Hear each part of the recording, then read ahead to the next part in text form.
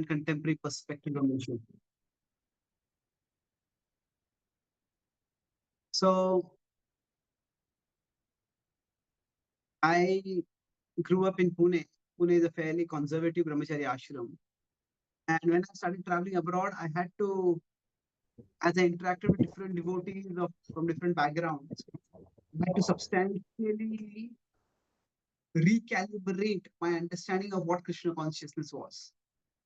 That there's a lot of devotees were doing things which I would have dismissed as being sentimental before. But then I started realizing that this was not being sentimental, it was actually just being sensitive, being aware of what people are going through. So when Maharaj was writing his second, okay, can we mute everyone if possible? And then,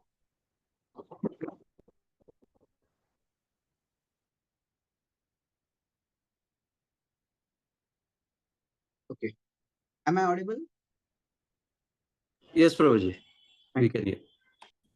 So when I was working with Maharaj on the journey within book, at that time it was called Yoga of Love, and they changed the name. Maharaj said to take the journey theme. His future books are also now Sacred Journeys with Radhanath Swami. There's a series of his books. He's working on a book on Vrindavan, then on Mayapur, then on Ayodhya. These are his mood is that he's written books for new people. Now he wants to write something for devotees directly. Quite a lot of extensive research has been done. And what Maharaj has spoken in the yatras and what he has not spoken, all of that is there in his books now.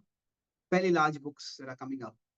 So he took the journeys theme. But when I was helping Sir Maharaj by doing some editing for the books, so I noticed how Maharaj presented bhakti in his books. First on Journey Within, Journey Home, and then Journey Within.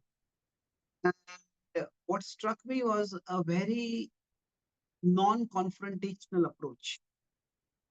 That it is where a person is, from there can we elevate the person rather than challenge where the person is at. So not that you are wrong, but okay, this is where you are. From here, this is how you can expand your understanding. So in my early days of spiritual life, I very strong. So I said there is spiritual seeking and then spiritual shopping. Spiritual shopping is where, I like this from this organization, I like that from that organization. And that way people take up different things. So there's a later on when I went to America in 2016, I was at an interfaith conference. So a Christian pastor was selling his experience and how difficult it is to actually preach to contemporary audiences. So he said that I was on a radio show. This was before the age of social media. And he said there was one person who told me that, who said, I don't go to any church. I'm a Christian, but I don't go to any church. So he said, I very respectfully asked him, can I know why don't you go to any church? So he said, I haven't yet found a church that agrees with my philosophy. So, right, many people, their relationship with God, their religion, their spirituality, whatever word we use, it's more like shopping. I like this over here, I like this over here, like this over here. So I used to say that if you're going to shop, then we're not really surrendering, we're not really going to grow. We have to be seekers, not shoppers. So I made this point to Maharaj. Maharaj said, maybe you're presenting bhakti. I thought Maharaj was presenting very softly, and I was a bit too rash at that time. As Maharaj, maybe you could write this point somewhere, and suggested a couple of places where you could add this. And I said, it's a good point. Maharaj is also so soft, sensitive, but he said that the only reason most people will be reading my book is because they are spiritual shoppers. They're already interested in spirituality, and they probably have read about some yoga from someone, practiced some yoga, and they've heard something about bhakti yoga, and now they want to know what is bhakti yoga. So if they're committed to a particular guru, they would not be interested in reading this book at all. So they are spiritual shoppers. They will in their own way become spiritual seekers. But he said we cannot push them. let them grow at their pace. So I noticed this. So this is something which from interaction of Maharaj I realized.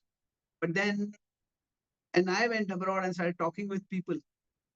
It was one of the things that it struck me was that so many devotees in the West have pets. And it was very critical. Why should a devotee have pet? Like typically we should love God, not love dog.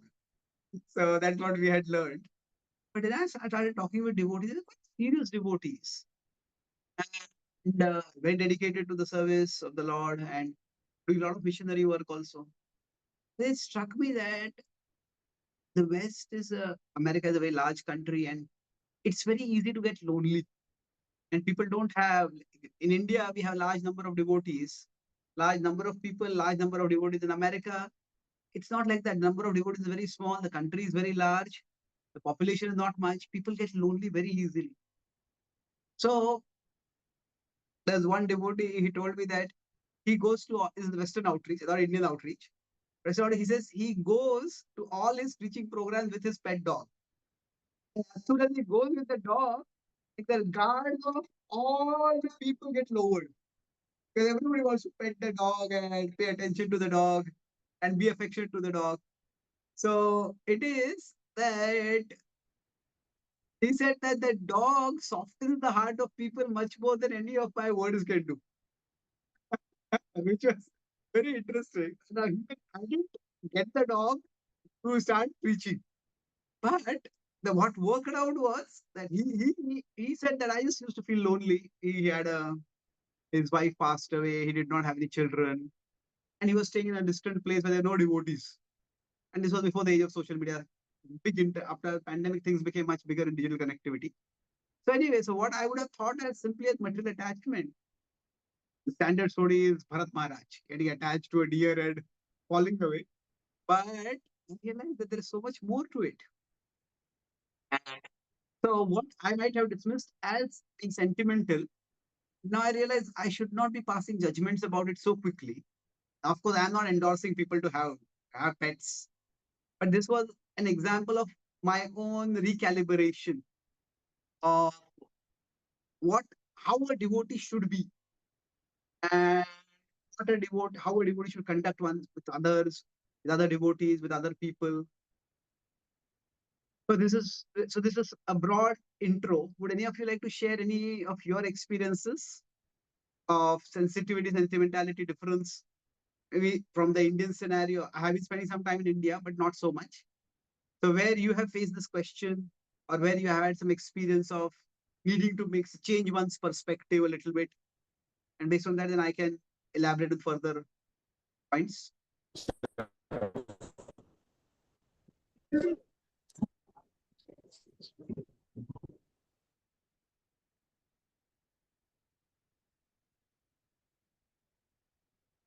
Are you speaking? You're muted. We cannot hear you.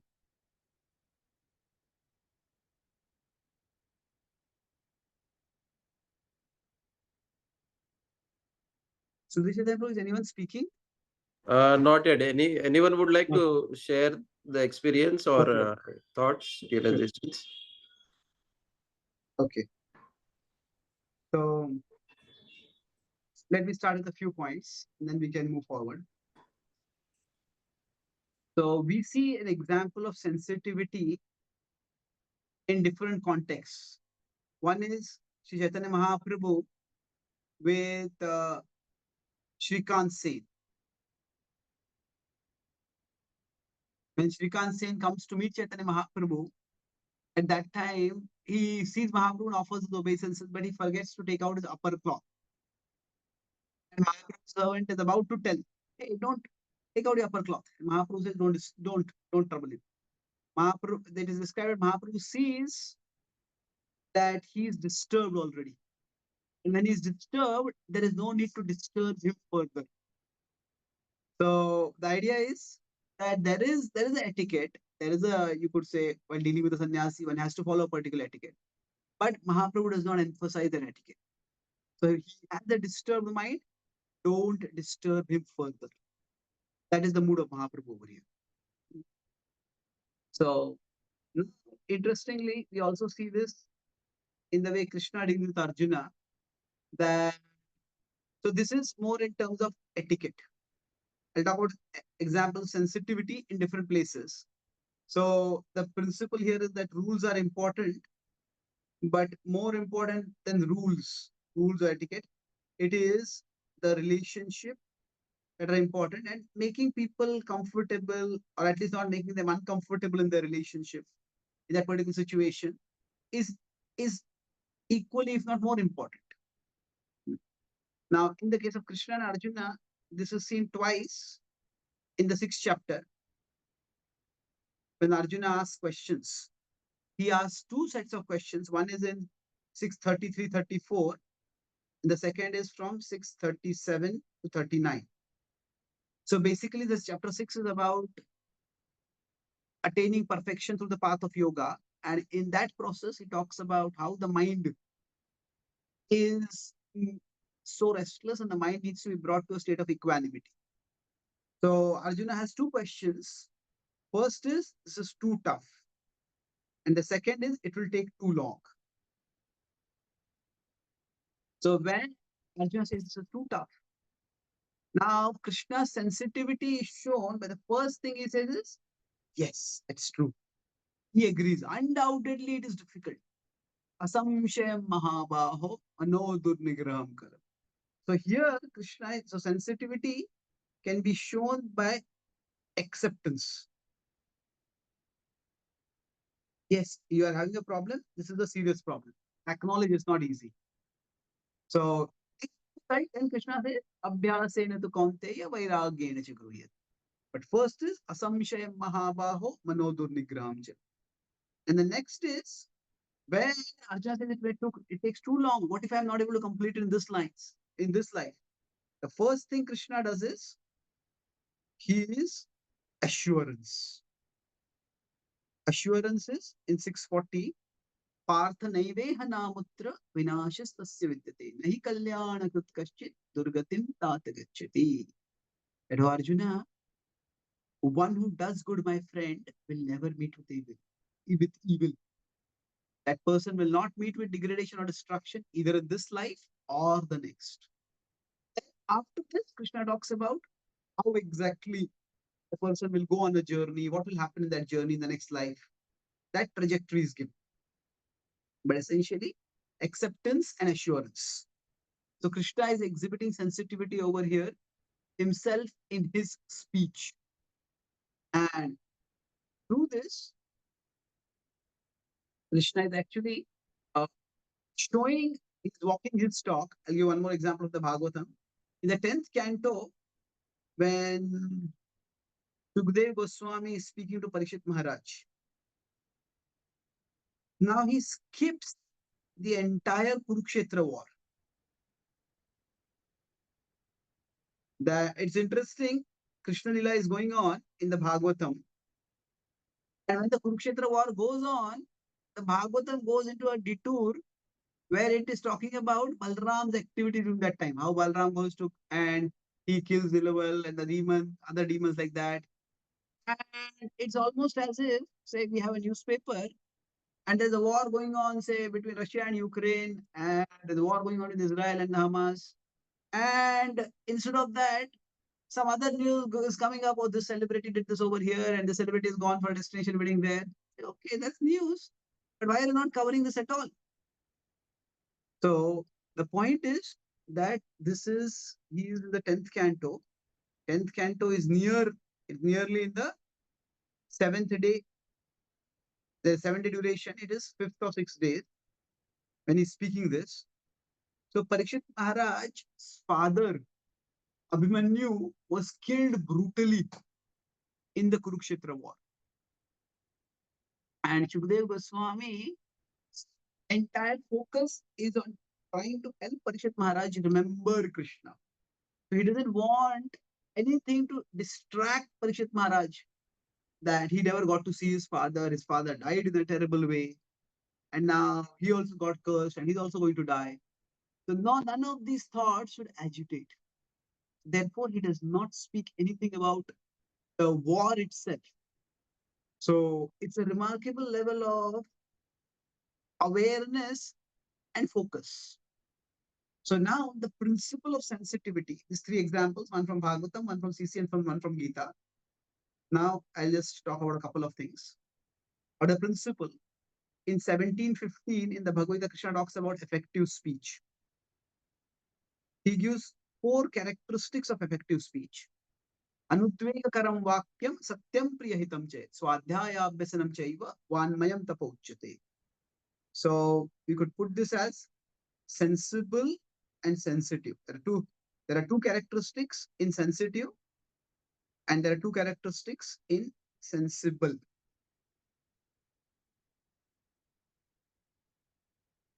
So in sensitive speech, is let your speech be non-agitating.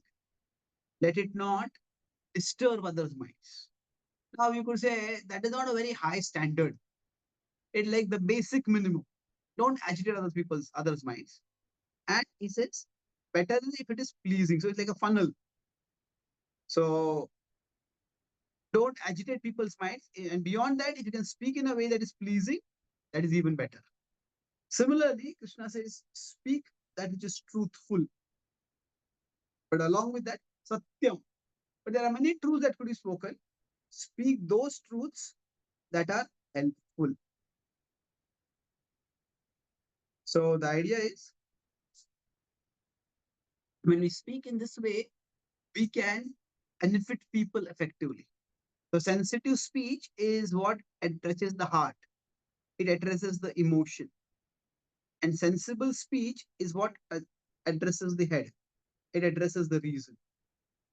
And effective speech is a combination of both of these, sensitive and sensible.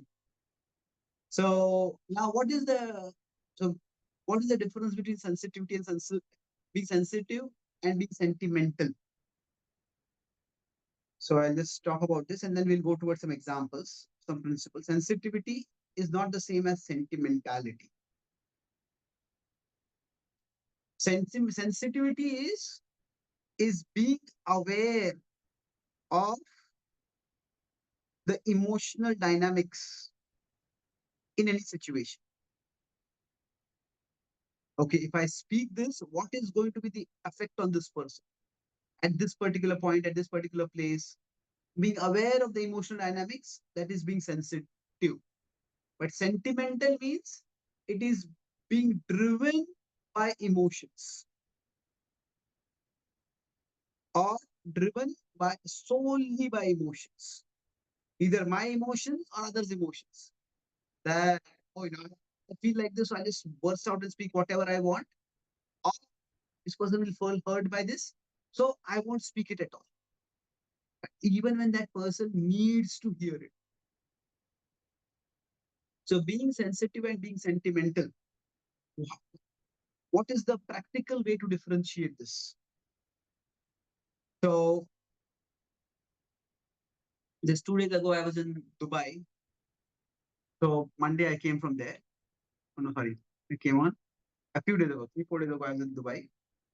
I came back on Thursday, I came back actually. So the day I came back, we went there to the Swaminarayan temple that is there. Now, the Swaminarayan temple is the only temple that has actually been recently built in the entire Middle East. So it is a significant landmark. They call it the Temple of Harmony. And Muslim rulers over there, they gave elaborate land. Also, they gave a certain amount of land. They wanted to build a temple over there. And they said that when the king came over there, he said, where are you going to have parking? So then we are going to have underground parking. And the king said, no. He said, if some terrorists come and bring some bombs and they blow the bombs from below, the whole temple will be destroyed. So he said, I'll give you double the land. And then we have a generous parking place over there. And so overall, it's a remarkable symbol of harmony over there. So when I went there, they have 7 different deities. They have Krishna, and they have Jagannath, and they have Ram Darbar, and they have Swaminarayan also. So now when I had gone there, they gave me Aarti plate so that I could do Aarti of the various deities. And they also gave me Abhishek. They have elite VIP pass. And uh, so they invited, they offered respects, and they asked me to do Aarti to Swaminarayan. And they also asked that, and not Aarti to Swaminarayan, they had it to Radha Krishna, but then they had all the like honorable guests who come over there, they have a big deity of Swaminarayan, and you do Abhishek of those deities. So now I was thinking, should I do the Abhishek? Should I not do the Abhishek? So that day itself, I had I told a devotee, a close devotee, a friend in America, that actually I'm going to this temple. So he said, actually, Maharaj also goes to a temple of Swaminarayan. And in fact, they have put that in their social media. So he sent me the link. And it is a well known temple in the good, architecturally beautiful temples in North America. So Maharaj had gone there, and Ambarish Prabhu had also gone there. I think they went to see also the architecture to see, get some ideas for TOEP, whatever. So when they went there, Maharaj spoke, and his whole focus was, he just didn't get into the issue of whether Swaminarayan is God or not. He said, by the inspiration of your gurus, all of you have such a mood of seva. And it is this seva bhav, it is the service attitude that will actually illuminate the higher side of human nature. And we all can be elevated by that attitude of seva from the inspiration of our gurus. So Maharaj did not speak anything which was against them, it's not also against our philosophy. So and then I asked the devotee who had accompanied him there. So Maharaj said, so I asked him, so I said, they said they had a diya and they had asked Maharaj to do the puja. So Maharaj did the puja. So now I have not yet, if I get time, I'll ask Maharaj how to do in such situations. Hopefully, I'll be able to meet him in January. But overall, from what I have seen, that the way Maharaj functions,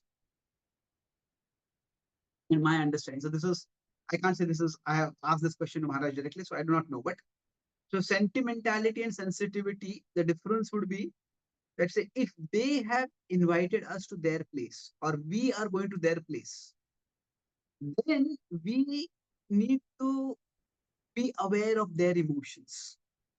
So now, just like in the Sri Vaishnava tradition and the Madhava Vaishnava tradition, they recite Shiksha Ashtakam. They don't consider Chaitanya Mahaprabhu to be God. They consider Chaitanya Mahaprabhu to be a saint, a great saint, a sannyasi, a wise person who has composed Shiksha Ashtakam. They recite Shiksha Ashtakam with that understanding. So now they may be considering Swaminarayan to be God. But now if you look at Swaminarayan's life, whatever we say that he lived a fairly saintly life. He, whether he claimed to be God or not, based on his Vinay Patrika, that Vachanamrut, sorry, Vinay Patrika, based on Vachanamrut, they consider him to be God. But whatever it is, we can have a particular conception and we can go along with the rituals.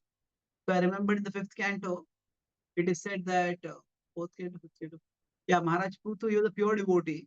But just to set an example for the citizens who were not at the level of pure devotion, he performed the Karmakanda rituals so that they will also do the rituals. But his internal consciousness was that he was doing it for when he was chanting the names of Indra or the Yagya to Indra, not Yagya, the puja, the offering to Indra, the offering to Varuna.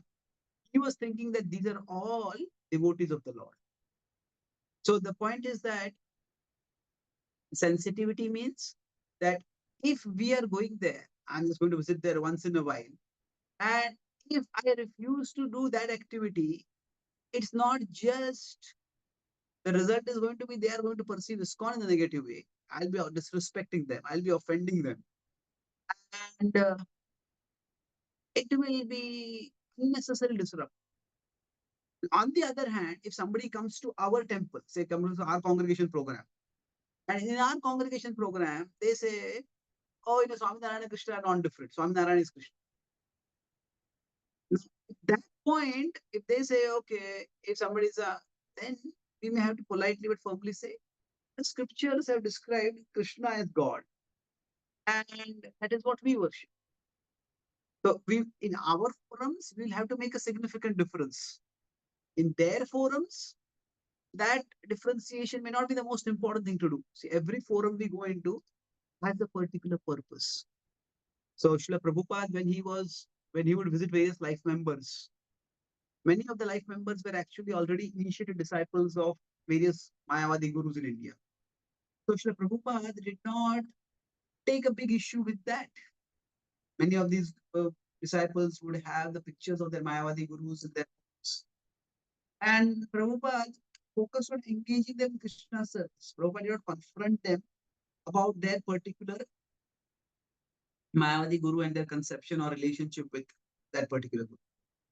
So the key principle is that, again, going back to sensitivity and sentimentality,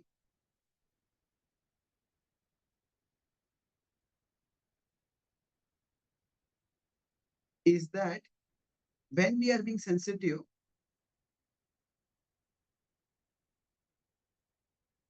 so when we are being sensitive, emotions, our emotions, their emotions, they are one factor, and it can be one important factor.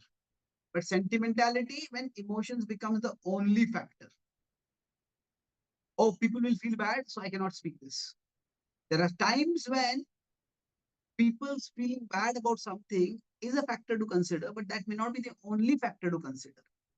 There are other factors to consider also. So, sentimental means letting our entire decision be determined by emotions. Sensitive means being aware of the emotional dynamics and then considering that as one factor.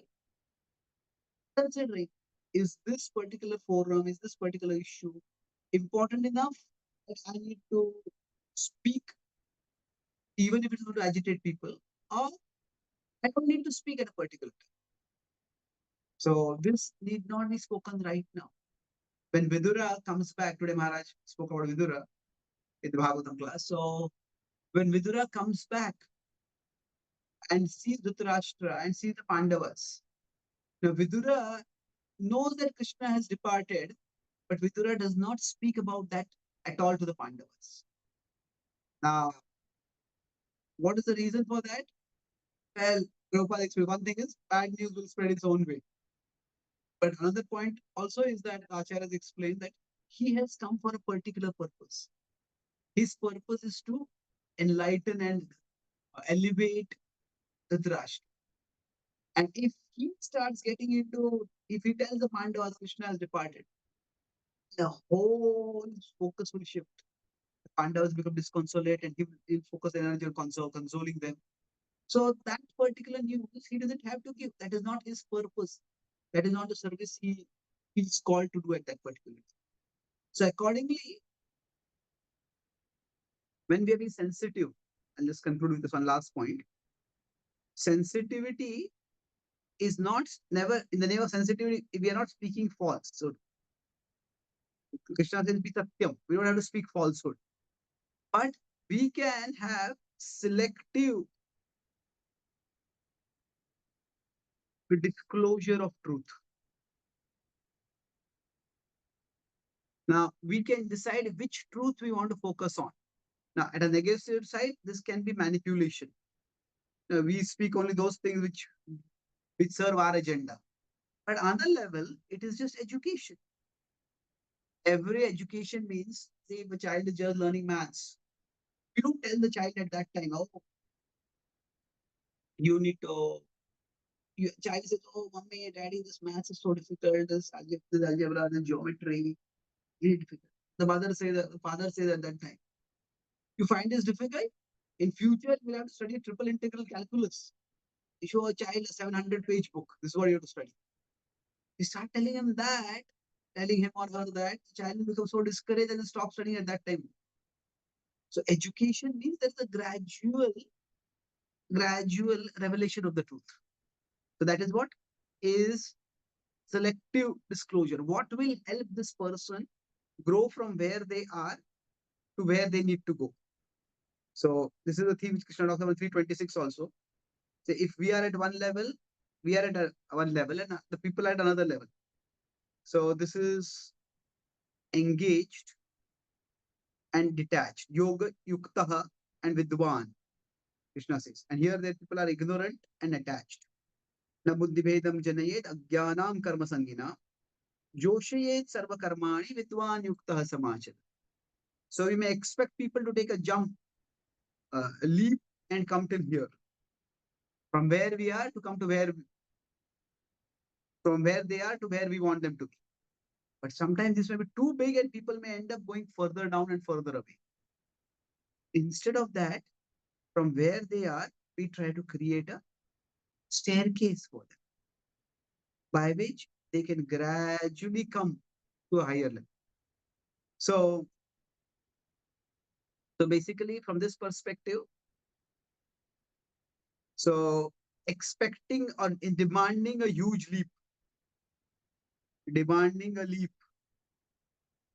that is one extreme. Now you are there and you are foolish, you are ignorant, you are attached, get out from there, rise to a higher understanding. And simply letting people stay where they are without in any way providing them any encouragement or facility to rise upward. So both of these are unhealthy. So demanding a leap is being insensitive. Hmm? It may be too difficult for them. Letting people stay where they are is being sentimental. But providing a staircase, providing a step-by-step pathway, that is being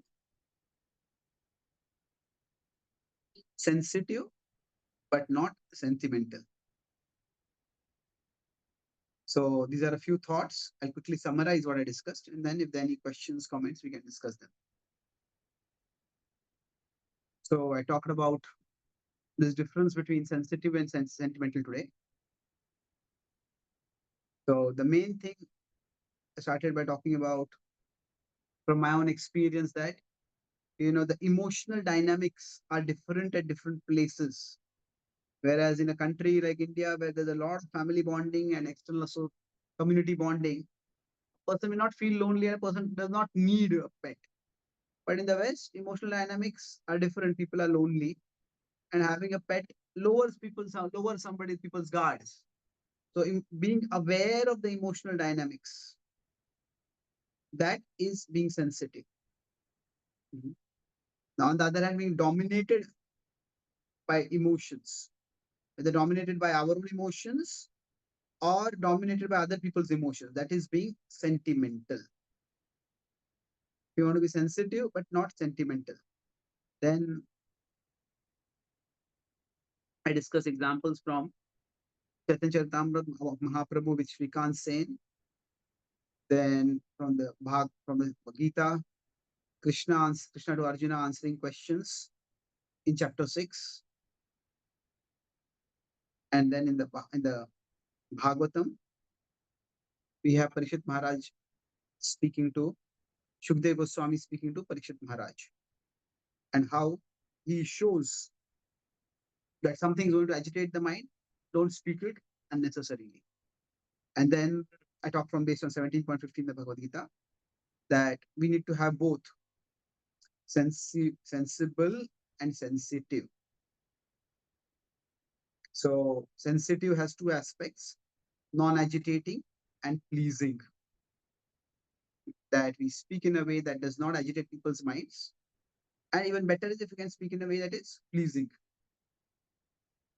And it is similarly, you want to speak in but that is just truthful, but we speak it in a way that is also helpful.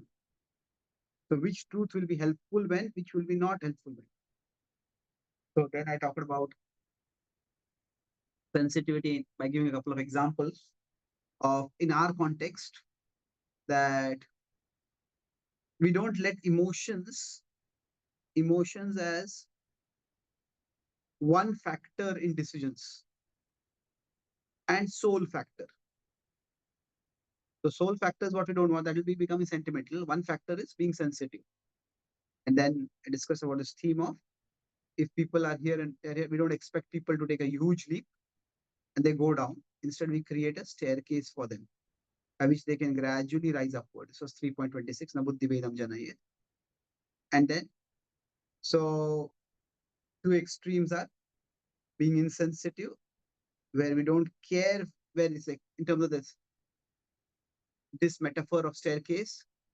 We demand a leap from where they are. They take a giant leap and reject what they are believing, what they are practicing, and take a take just leap to a high level. That is one, that is being insensitive to where they are at, and just letting them be where they are without trying to help them. That will be sentimental. So instead, we create a staircase, a step-by-step elevation when you offer people. That will be being sentimental, being sensitive without being sentimental. Thank you very much. Hare Krishna. Are there any questions or comments?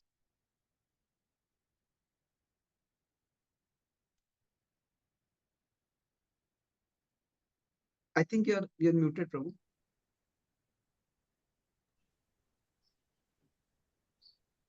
Yeah, anybody would like to comment or ask questions, please? Hi, Yeah, Radharani I vote. Mataji. Yeah, yeah. Yeah. Yeah. So, Prabhuji, many times in communication, we've seen that devotees or anybody, normally any individuals, they might order instead of suggesting, wherein you're giving them an option to say yes or no. So when you request someone, then you can't expect yes to be an answer. When you order, there is no other option. It puts people in a very uncomfortable situation. So, can you speak a little more about this? Actually, I'm not sure whether I heard the audio clearly. What I heard, I'll tell you. If it's not correct, you can elaborate. So sometimes we give an option to people, or you can do this or you cannot do this. You not do this, but then it's like the option is given, but they are expected to say yes. If they say no, then they will get into things will not be good for them. Was that something like that? So if you heard the question, you can repeat it also. I'm not sure why I'm Yeah, not so, able to hear so it. there might be some disturbance because, there might be some disturbance. What I said is that, like, the difference between an order and a request is that when there is a request, you have an option to say no, and the person should not get angry if there's a no because it's a request. Otherwise, it becomes an order.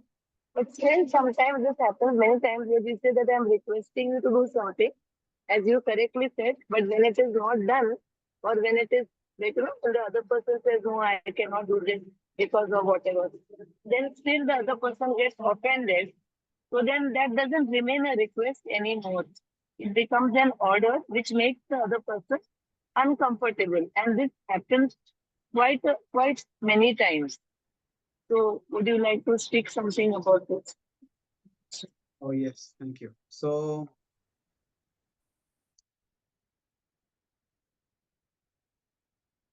see,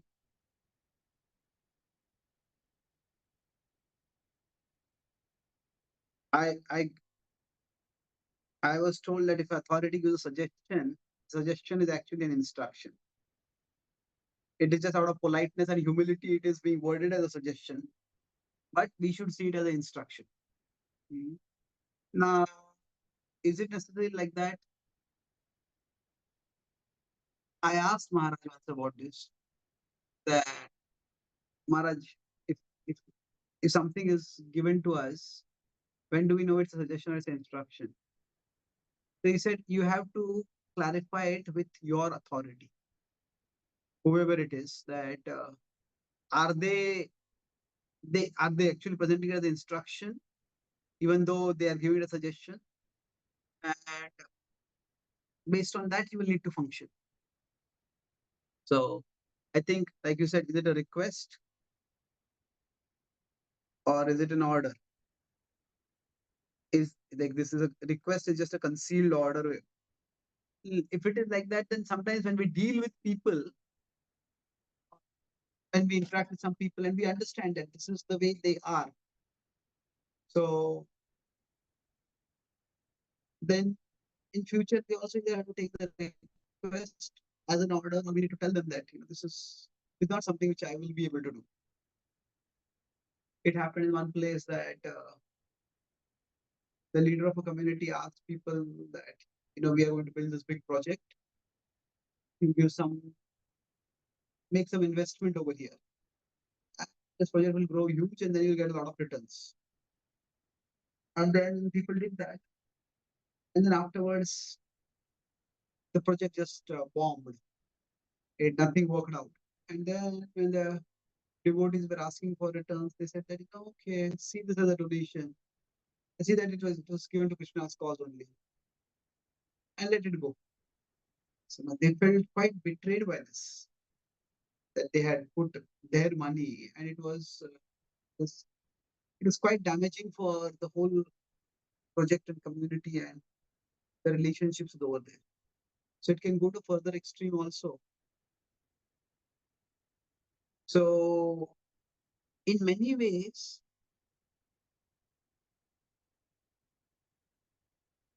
it is we as individuals will have to decide what boundaries, like if there's authority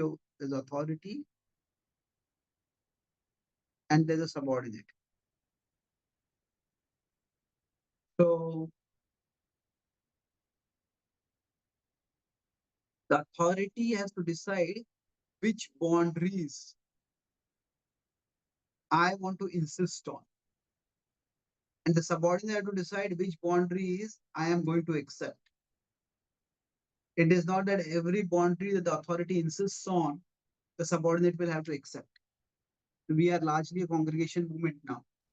And devotees have their own lives. They have their profession, they have the social life, they have the family lives. So even if authority insists on certain boundaries, it is not that the subordinates have to accept them. So when I had asked Maharaj about,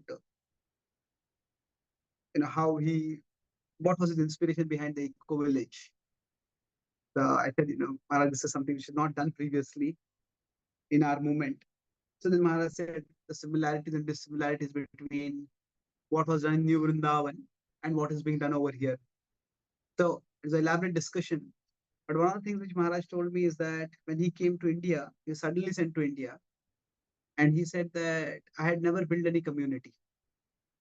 So what I did at that time was I started reading everything that Prabhupada had spoken or written in his dealings with Indian devotees, Indian life members, Indian well-wishers, Indians in general. And he said that he noticed a very striking difference in Prabhupada's tone when Prabhupada was speaking to disciples and Prabhupada speaking to life members. So with disciples, he was mostly giving instructions. With life members, he was giving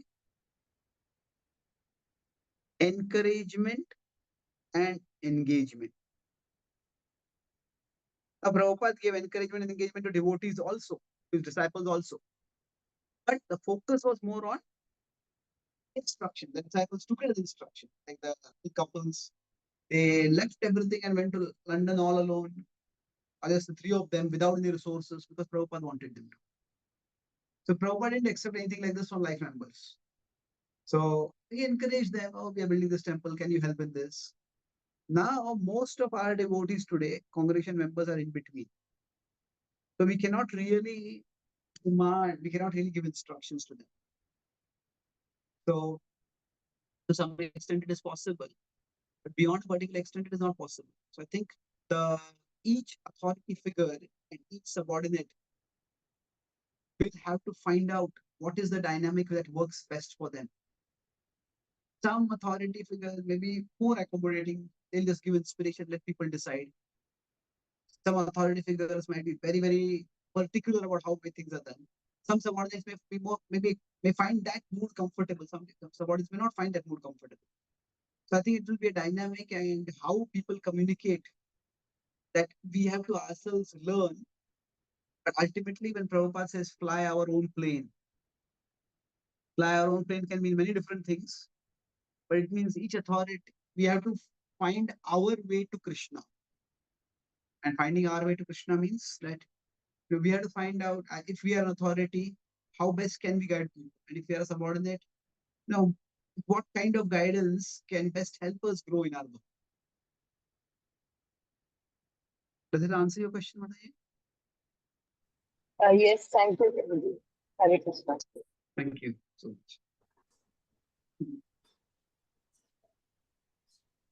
Hare Krishna, Prabhuji. Just wanted to share a couple of things regarding the sensitivity aspect, which I heard from Shamanand Prabhu during his his discussions with Maharaj. So two discussions were happening. One was about the so many devotees, people, new people come. Actually, they are not new people, but regularly they come to the temple, and they just come only for prasad. And typically in his own language, also it is called as freeloaders. So this discussion was going on, and when he was sharing that lot of like when these people come, uh, typically devotees also feel very they don't respect them so much. And they are there like, acha inko prasad dena hai to thoda just give them and ask them to go, or like that. So when this was discussed, Maharaj said, uh, in this life their devotional service is that one plate of prasad, accepting that one plate of prasad.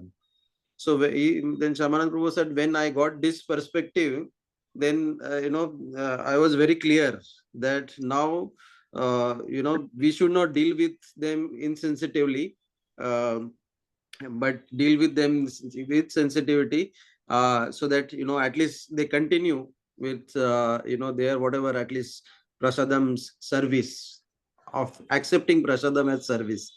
So that is one thing which she shared. And another thing which there was a discussion, we said that a lot of young people, they're coming to the temple, and they stand in front of the deities, initially facing the deities, and then later on turning their back to the deities and taking selfies. So that was like, I was going to give this exact same example in response to your point. Good, please can complete this. yeah. So then the Maharaj again said that anyways these people, they are going to take selfies at some other place, if not here, somewhere else.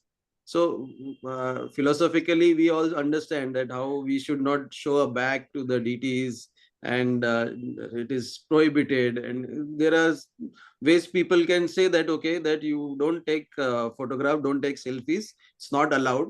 So they may stop coming to the temple. At least now they are coming and taking this thing. So the level of thinking, Radha Gopinath Prabhu always gives this example of uh, balance of courage and consideration. Like what the topic which you are taken today is also the same thing. It is a balance of, in one sense, courage and consideration, how we can the speaking the truth and speaking sensitively. So that is the thing. So just wanted to share these two things which I heard from Shamanand Prabhu. Maybe you can share something. Yeah, thank you, bro.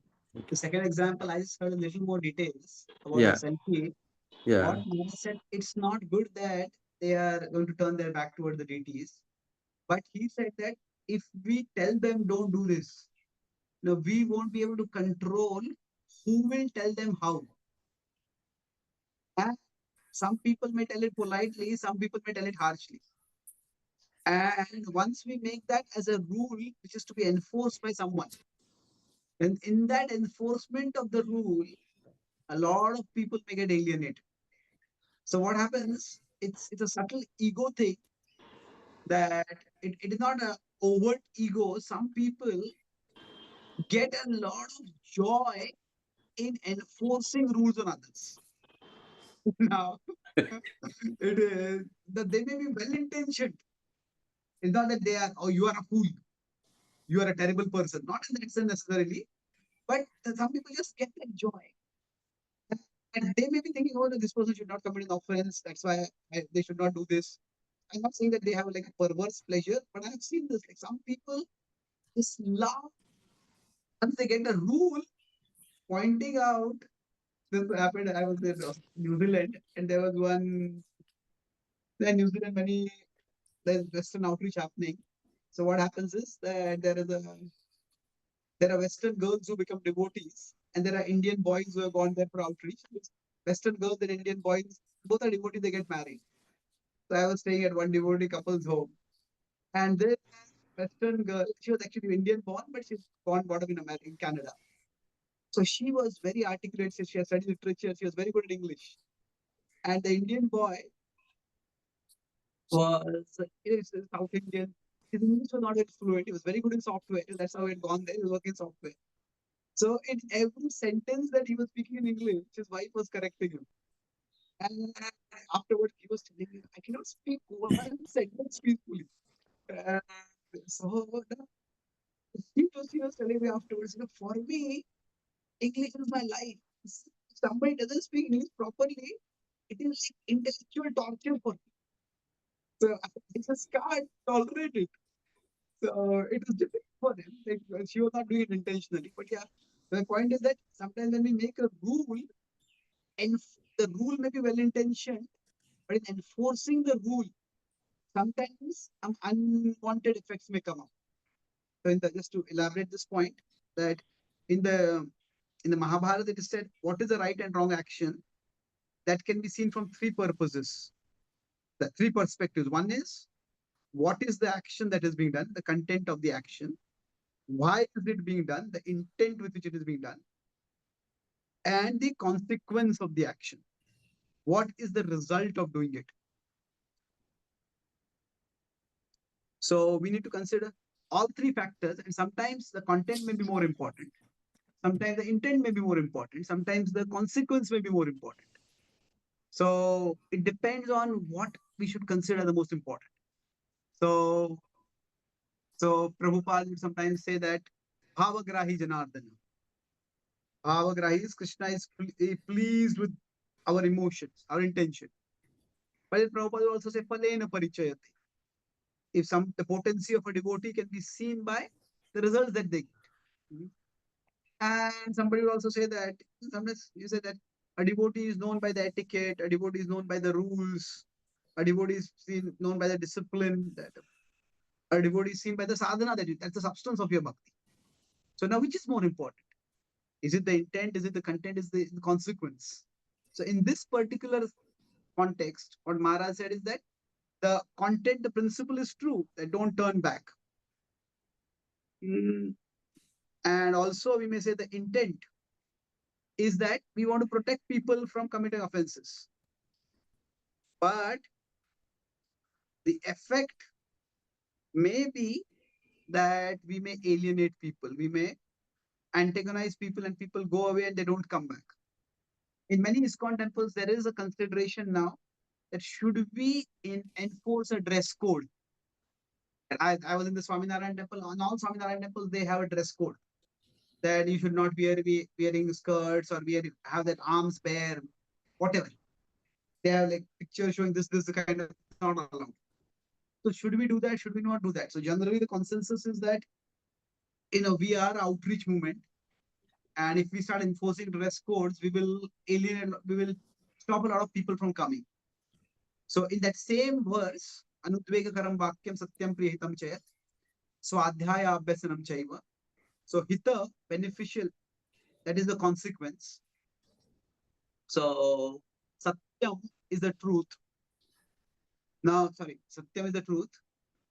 Hitam, want to help, that is the intent. But the effect, we'll have to see, is it anudvegakaram? Is it priyam? Is it pleasing? Is it non-agitating? So we'll have to see what is actually happening.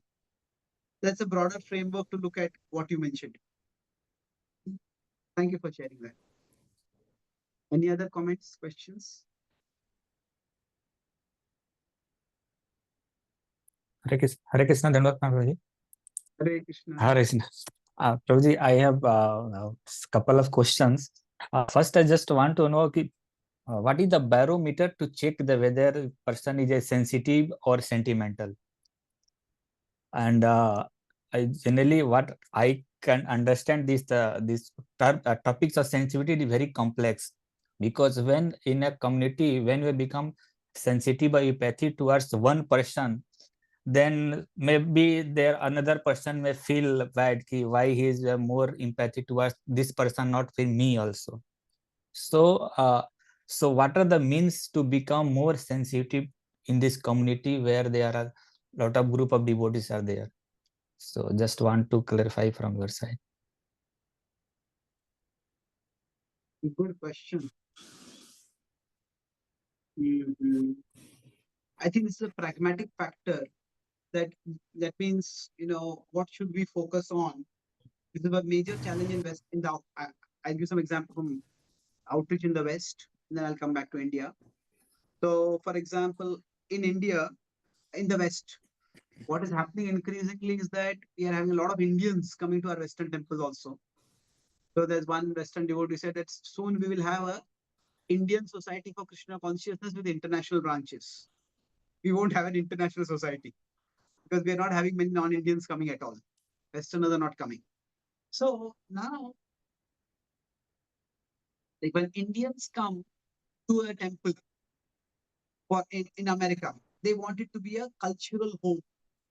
We have deities, we have kirtan, Indians are wearing traditional clothes. So we have traditional food over there. So Indians come to a temple because it's like a cultural home for them. So the more the cultural aspects are emphasized, the more Indians feel at home. But for Western people, they are coming more for a spiritual experience. And the more cultural aspects are emphasized, the more they feel, oh, this is a place for Hindu people. This is not a place for me. And even if I go there as a cultural curiosity, but there's no place for me to become a part of this.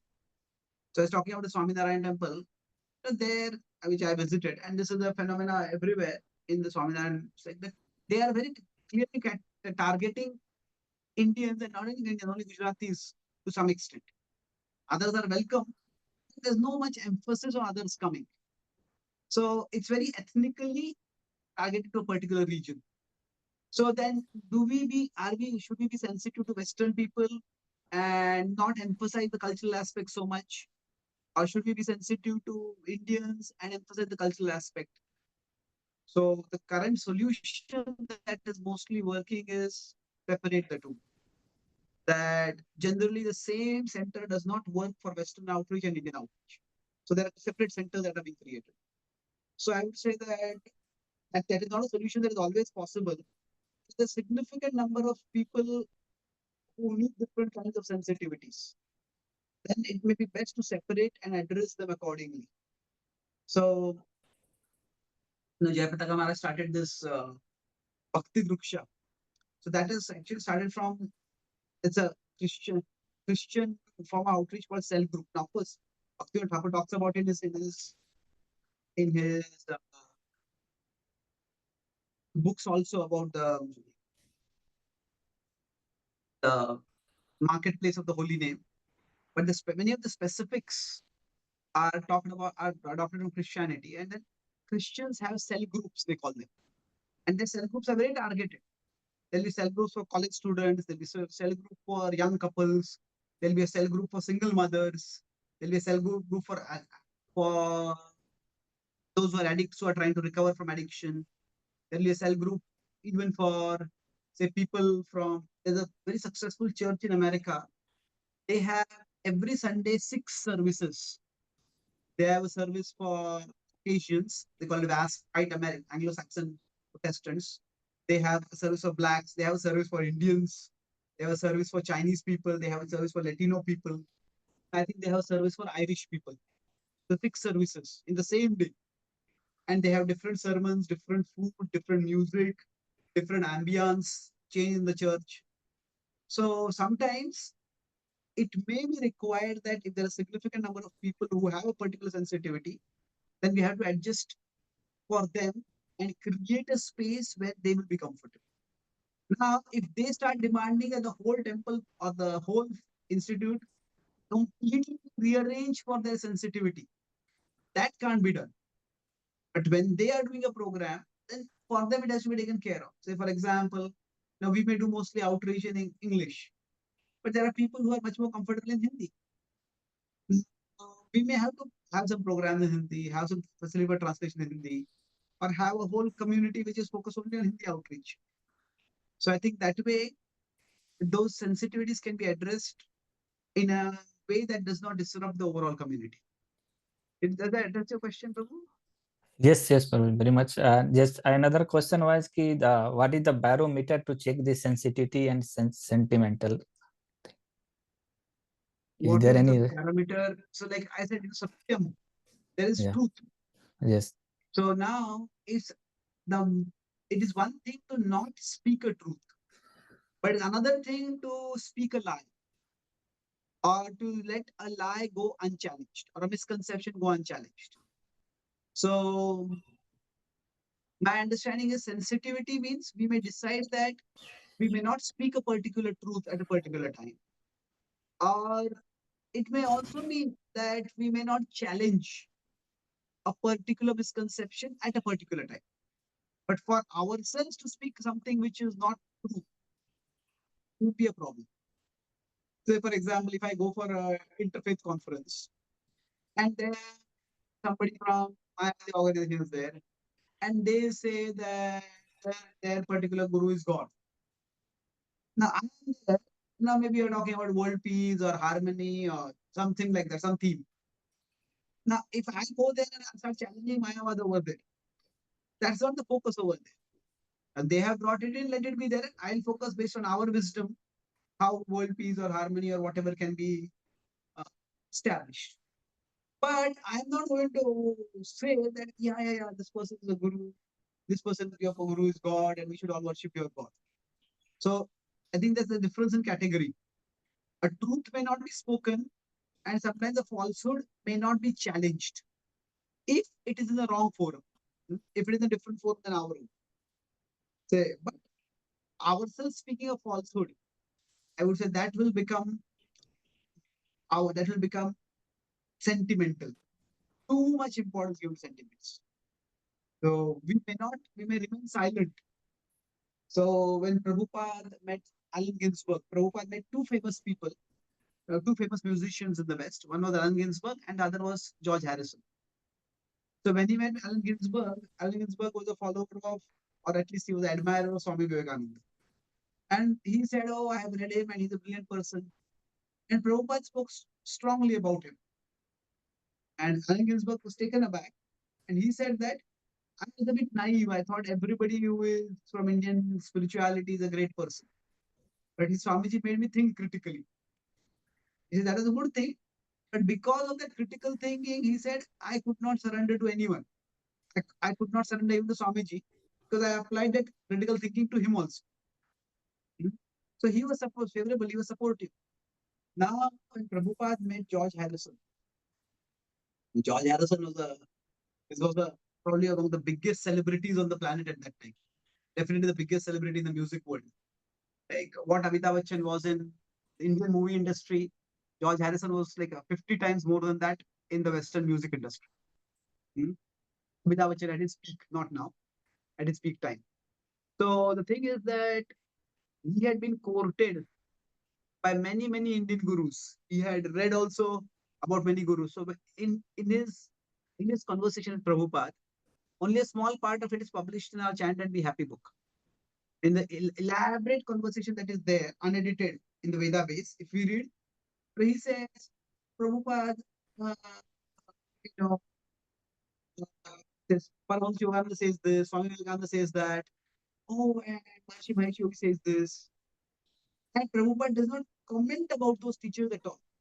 Prabhupada takes the point and just like touches the point and goes on with his own point. So Prabhupada does not confront over there. So Prabhupada himself has used different strategies. And some strategies work, some strategies don't work. So that's the difference between we should not speak a falsehood outright. But whether we need to speak a truth at every occasion, that's something which we have to be careful. Like what happens is everybody who says be uncompromising. They are uncompromising till it comes to their own service. For their own service, they'll start compromising. What I mean by that is that I was introduced to scientific outreach. in the rational sense. So I was very uncomfortable with devotees quoting Prabhupada and saying that scientists are fools and rascals. So hopefully now people don't do that so much. In the past, and we uncompromised. So I was talking with one devotee scientist. He said, "No, I will never use such thing when I'm speaking with scientists." And it's those devotees who speak like this in the classes, many of them are fundraisers. And Bhagavatam also says that, and Prabhupada quotes that also, that anyone who does not hear, anyone whose ears don't hear the glories of Krishna, they are Swabidvarahoshtakare. They are like cats, dogs, hogs, dogs, camels, and asses. So will anybody who is going for fundraising, for life membership, for getting funds for building a temple, oh, you are a hog, dog, camel, and ass because you have not heard about Krishna's glories. Now give some donations so that we can build our temple. So when it comes to their service, it's a fundraising. They will start adjusting. But when it's very easy to be uncompromising when nothing is at stake for us.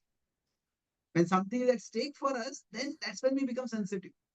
So what happens? I can condemn somebody else's sensitivity as sentimentality.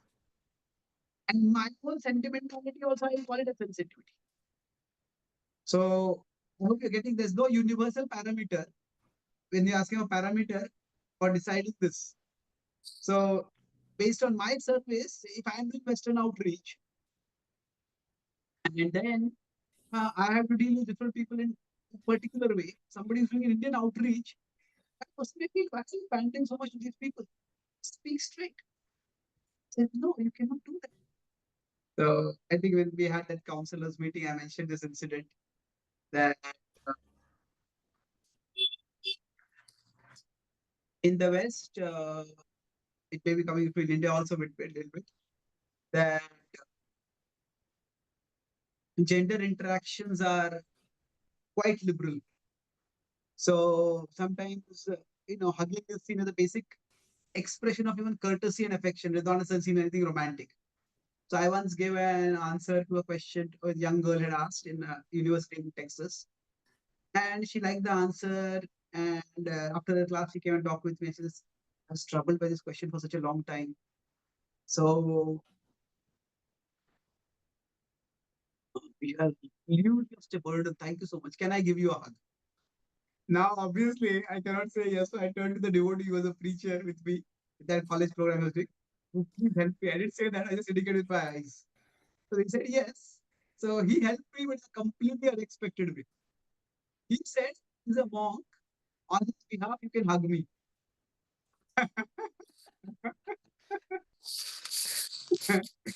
And his wife was next to him.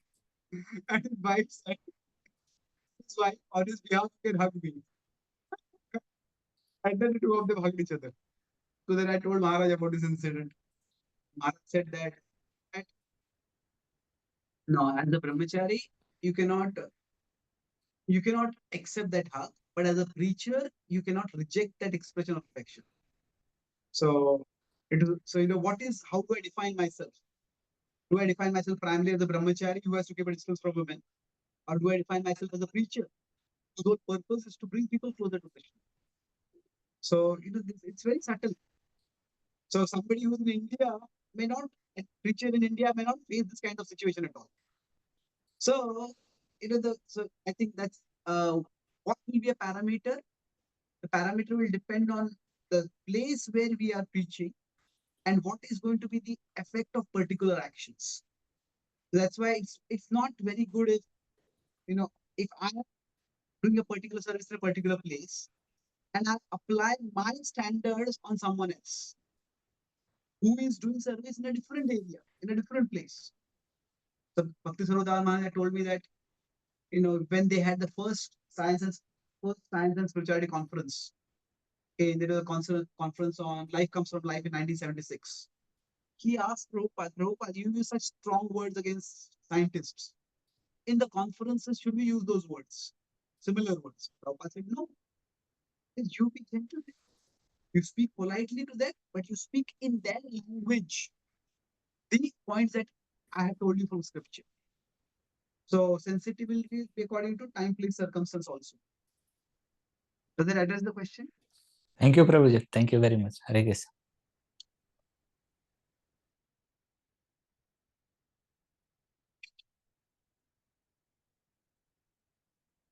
Any other questions or comments?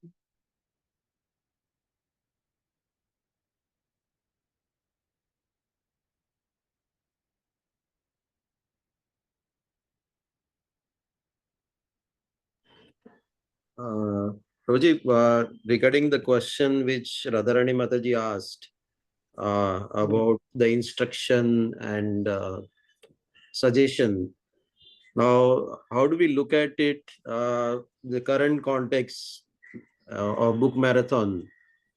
Now Maharaj spoke about the book marathon, and then everybody is fired up, and the leaders now they are having targets. Now there has to be a very sensitive balance, and we can see that we can get a feel sometimes that there is a pressure, and sometimes devotees get kind of you know under a lot of pressure. They come under a lot of pressure, and after some time they start.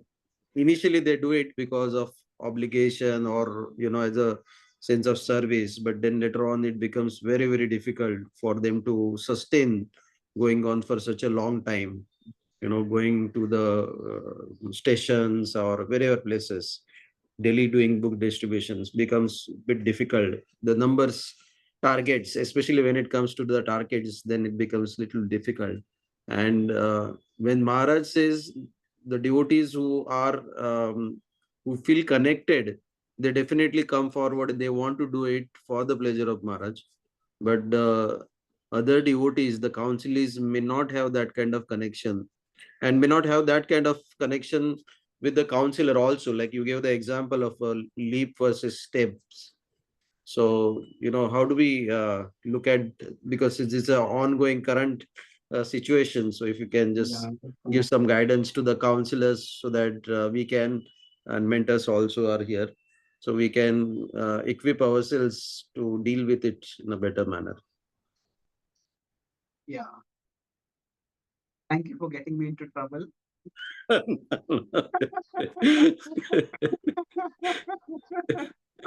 Okay. So if you see, I was also thinking about this when I was hearing the class today. See, Maharaj's motivation is also its affection and gratitude to his senior god brother. The Maharaj is generally not talking about something like this, oh, we want to be number one in book distribution. So it's primarily relationship based. So I think that is critical. And so just when Maharaj is telling us something, it is out of his relationship with his god brother and his relationship with us as we feel it. So when we are also passing it down, it has to be based on relationships. So when does a target inspire and when does a target burden? It's a thin dividing line. It is that when we had started this base, about 15, 17 years ago, where systematic education, I think Maharaj had said that in Kali Yuga, unless you put fire under people, people don't jump. So he said something like that. The idea is that everybody needs a little bit of a push. But if we put fire under someone and the person doesn't jump, and they will get burned by the fire. And that is not what we want, isn't it? So it's something which is good to try to share inspiration. And that means we to share some stories, share some examples of what other devotees are doing. That will also create some pressure, but that is a little bit of a more subtler pressure. If we don't push, quite often it's very difficult to get people to do things, even when they're devotees. So a little bit of push is good, but if somebody is constantly, repeatedly demanding accountability, okay, you promise that you're expected to do this much. How much have you done? Why didn't you go out today? Are you going to go out tomorrow? If you go out tomorrow, how long did you go out tomorrow? That will become a bit too intrusive. So I would say that depending on the relationship between this counselor and the counselee, the same counselor may have different degrees of closeness with the counselee also. Same mentor may have different degrees of proximity with the mentees. So it will have to be based on relationship and individual to individual dynamics. Some people can be pushed, some people need to be pushed. So you Maharaj probably know this. Maharaj is asked about this, that Maharaj, that Govardhani College is being built, and the more it is being built, the more vision is coming out. We'll do this also, and we do this also. So then, as asked Maharaj, in the past, our focus was on people. Now our focus seems to be on projects. So has our focus changed? So Bhai also said, no, our focus is always on people, and people need projects. So people need projects. So the way I talk with Radha Gopinath Prabhu and Shaman Prabhu and some other devotees, senior devotees also. See, Maharaj will never ask those who are movers and shakers, say Radhesham Prabhu, Gaurang Prabhu. Now, for them, Maharaj will give them huge projects, huge targets, and they will be stimulated by that. They'll be energized by that. But Maharaj doesn't ask something similar to Radha Gopinath Prabhu or Shamanand Prabhu. That's not their nature. So, in one sense, these are two different profiles only. There are project builders and there are community builders. Now, in one sense, somebody can do both, but both cannot be done with equal emphasis. Project building is more about infrastructure, landmarks, resources. Community building is more about relationships, counseling, investing time in people. So both cannot be done simultaneously with the same emphasis. So these are two different profiles, and Maharaj has among his senior disciples both kind of people. Those who are project builders and those who are community builders. So it will be based on relationships, that some people will be stimulated by getting this push, and they're stimulated, then we can encourage them, we can guide them. Some people may actually feel cared for by being held accountable, and some people may feel accountability as intrusion into their private life, pushing me too much. So I think it will have to be based on relationships, and some people take it up more seriously, some people don't take it more seriously. So when I'm serious, I'm not using it in a value judgmental sense.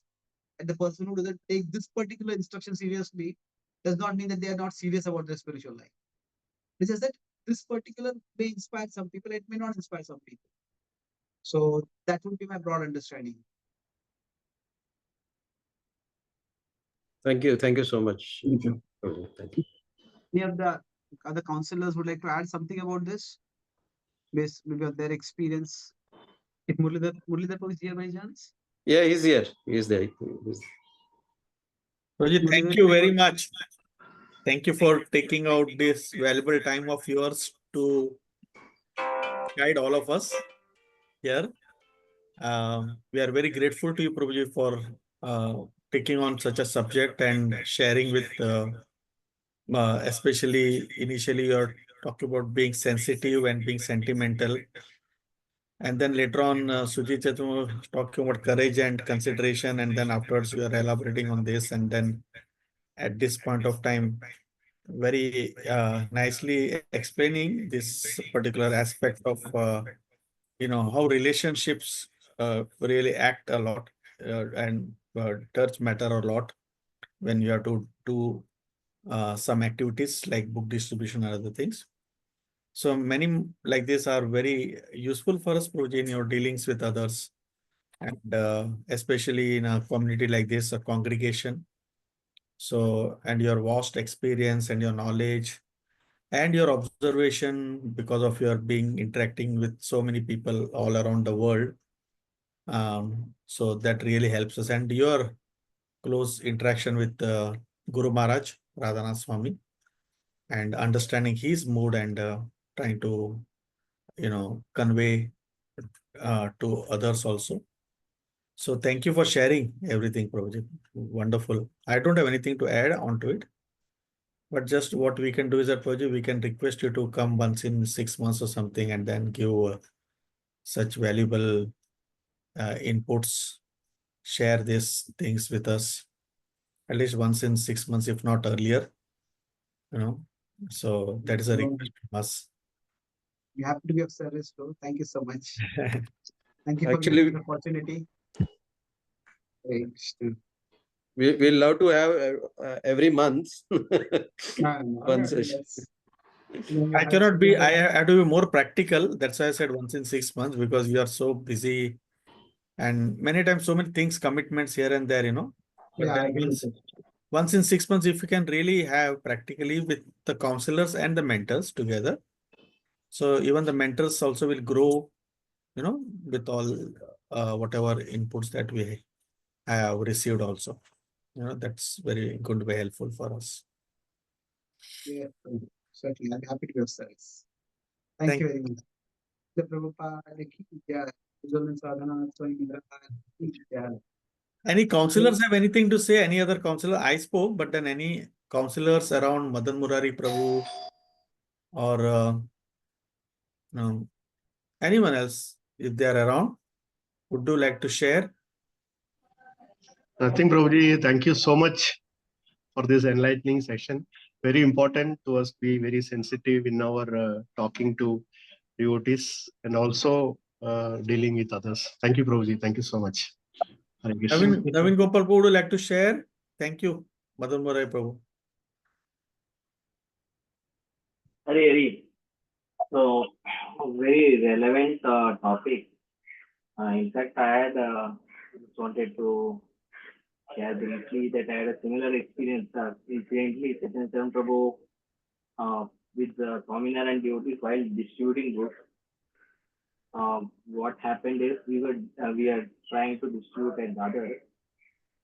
So we had a challenge where to store the books because at Dadar. So one of our devotees was coming. He said that he has a friend who is connected with Swaminarayan. So I said, okay, because I was not very sure because I had a personal friend way back in my college days. And at that time I was just connecting to, I had recently joined Islam, but we had a lot of debate back and forth, and I somehow know the background of their philosophy. So because of the debate today, so that background was on me. So I was, because I was not sure how it will go, because whether how they will receive us, asking help from them. But somehow too, because the devotee was taking me there, so I was cordial with them. I just complimented them. We went to their house the first day. So we were doing distribution. We just complimented them for their nice, for hosting us, for inviting us, and later on. So after that, we just came back. We didn't, we were not sure where to keep the book. At that time, we were not decided. Next day, when we went, on the way, I was discussing with my devotee friend about their philosophy. He was curious. He was asking that I don't know about their philosophy. So I was telling him a little bit aspects which I knew. So my thoughts at that time were not as sensitive, very frankly. So, but because I had the background, I mean, this devotee, just because I was, wanting that I don't want to hurt him because he was his friend. So I was little bit, trying to be managing the situation and I complimented them. So next day we were very, very, taken aback by their how they were very supportive. Just the first day when the experience that they had, that we just complimented and so they in fact called up the temple authorities near somewhere and they asked us to store the books there. And then there was a lot of support in terms of every day practically there are books coming, going to another station also. So that is like now become place where we store all the books And Combination.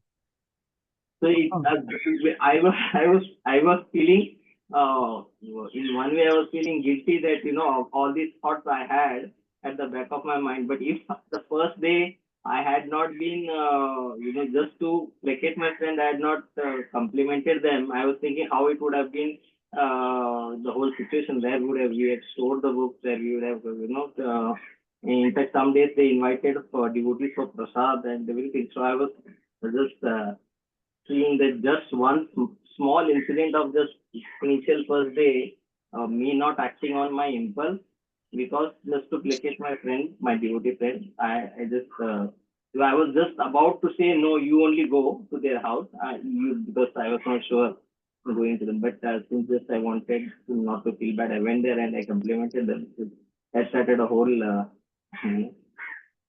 series of support, and now I'm very happy just seeing that family. So they are very supportive. And in fact, later on I came to know that he's doing some seva at TOVP also for the Chakra. He's into some logistics. So he in fact did that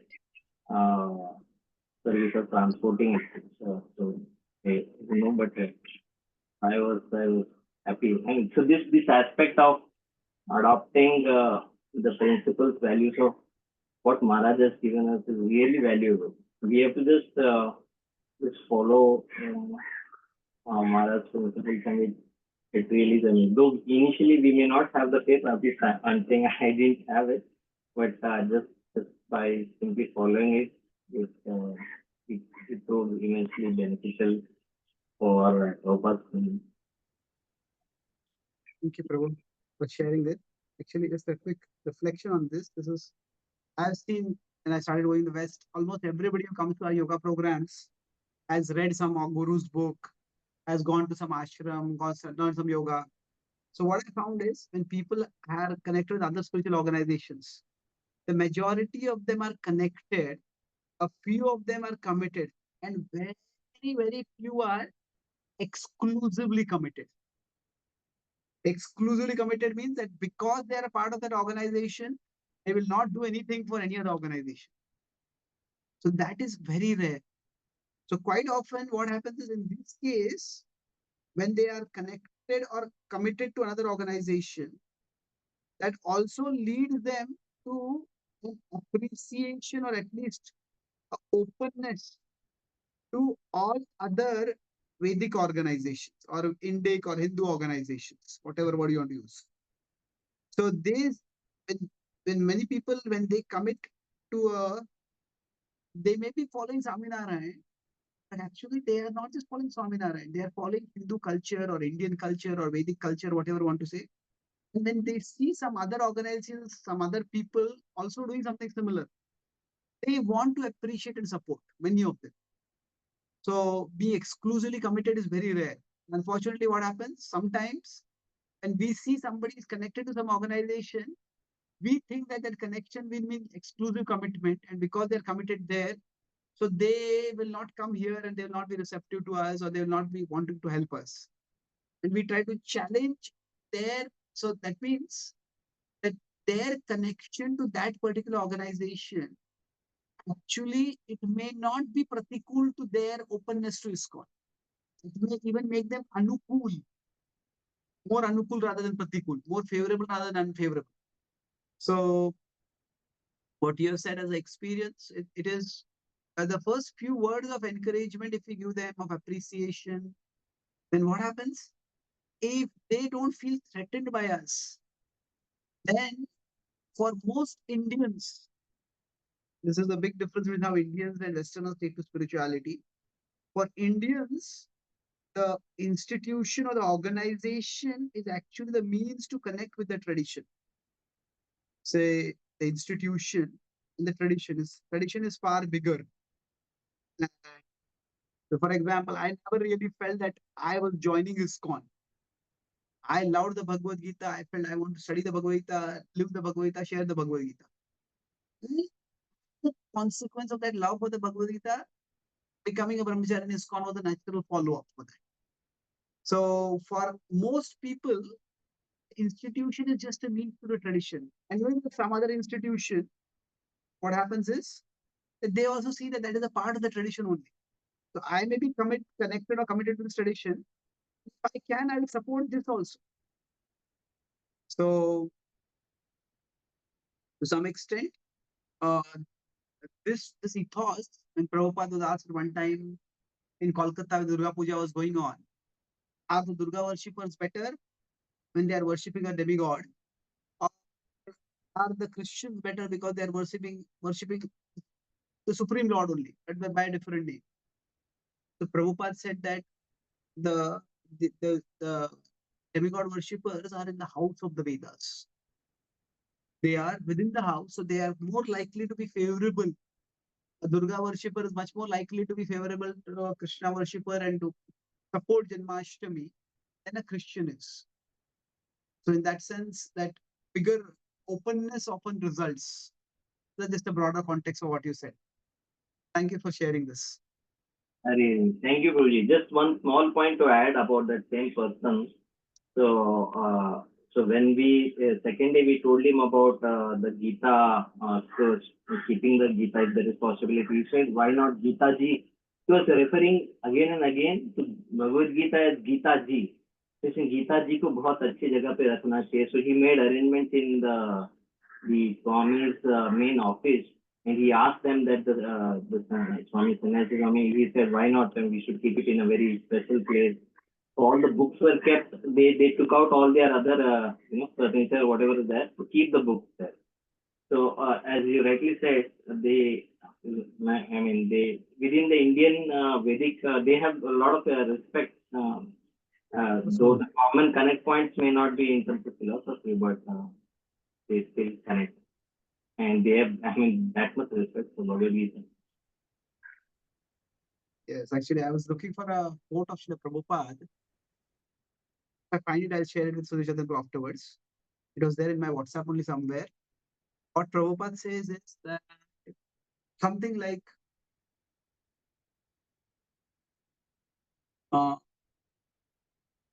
he was in one part of India where people are very pious. They're not Krishna worshippers, but they are worshippers of some local, like Ayyappa or Kartikeyan or some other god like that. And Murugan, I don't know exactly. Prabhupada is saying that because of that, uh, I won't quote it exactly, but basically this point which you're making is that people being receptive, people being reverential also. So based on their cultural values, some people may, like you said, Gita ji, some people have a very great reverence for cows, much more than what we may have. Some people may have a lot of reverence for deities or holy name or even prasad. Now, in many other organizations, prasad means it's not the full plate of food; it's like one handful of food. So when we give them prasad, sometimes people actually take out their chappal and then they fold their hands and they take the prasad. They have a lot of reverential attitude. So it's that openness is very much there. I was in outside India now among young Indian girls is Bharatnatyam and Kathakali and all that is becoming very popular. And many of these girls spend years learning it, and then they have their Arangatam where the whole community comes and sees them perform. So I was talking with one devotee's daughter, and not that their whole family has become a devotee now. But so she was telling that she used to go to Chinmayanan school. Chinmayanan, then uh, in America, they have got one of the best. They have something called Bal Vihar, the best Hindu forum for children's outreach that I have seen till now. No other organization has anything as well done, well organized, well executed. So she said that she was going to go to Bal Vihar and she learned about Rama and Mahabharata. That's where she developed her interest for Bharatnatyam. Her parents were also not interested in bhakti or in spirituality, but they just wanted children to have some values, so they would send her there. And she said, I went there for many years, and it is only after coming to ISKCON that I came to know that Chinmayan was a Mayavadi. That they didn't even speak about Chinmayan's philosophy much. Swami Chinmayan's philosophy. They focus more on giving Indian culture and values and Ramayana and Mahabharata and slokas and song and dance. So sometimes there may not be that confrontation at all. We might just imagine the confrontation to be there.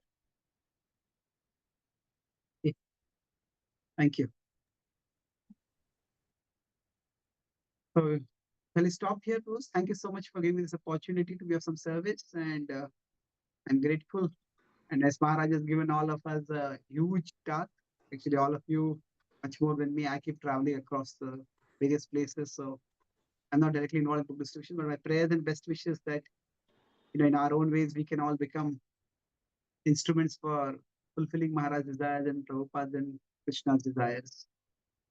Thank you very much. Hare Krishna. Thank you so much, Chaitanya Charan Prabhu. Thank you. Thank you all, my dear God brothers, counselors, mentors. Thank you for joining today. Hare Krishna. Thank you. Thank you. Hare Krishna. Thank you. Thank you very much. Thank you, Prabhuji. Hare Krishna.